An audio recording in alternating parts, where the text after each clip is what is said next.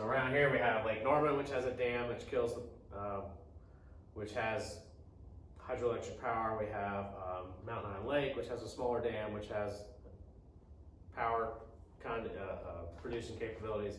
And then Lake Wylie, which has a dam, which has a powerhouse on it and produces power and electricity. So those are three around here that are actually hydroelectric sources of electricity. Now we come down here to wind, just like it sounds. So it's those big towers. It's just got a big set of propeller blades out here, and as the wind blows on the propeller blade, turns those things, and guess what? Inside of here is a generator. So as this thing turns the generator inside, produces electricity.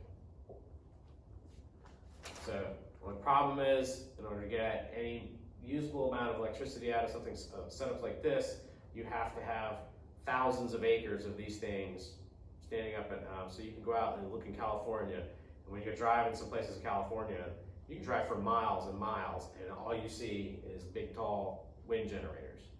And when you're out there when they're running, all you hear is whoosh, whoosh, whoosh, whoosh. The people say, "Holy cow, you can't live around them because the noise will drive you insane." But they just turn, and they drive a generator, which produces electricity.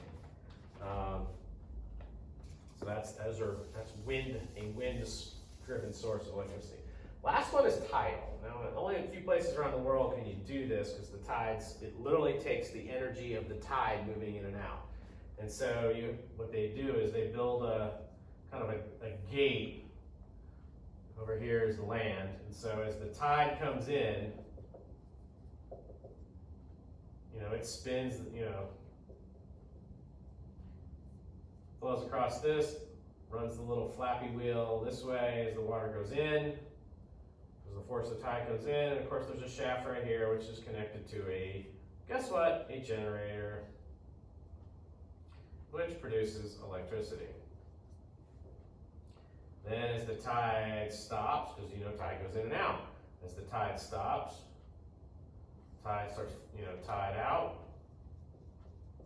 it flows back over this little flippy thingy, changes its direction. Well, the generators usually only work in one way, so they have a gearbox in between that they can switch back and forth. But again, it just turns this thing, it spins, turns the flippy thing, turns the generator, produces electricity. And it uses the energy of the tide flowing in and out. But there's only a couple places around the world that have enough tidal energy and a high enough difference between high tide and low tide that this setup works. Those are your main sources of electrical power generation in the United States.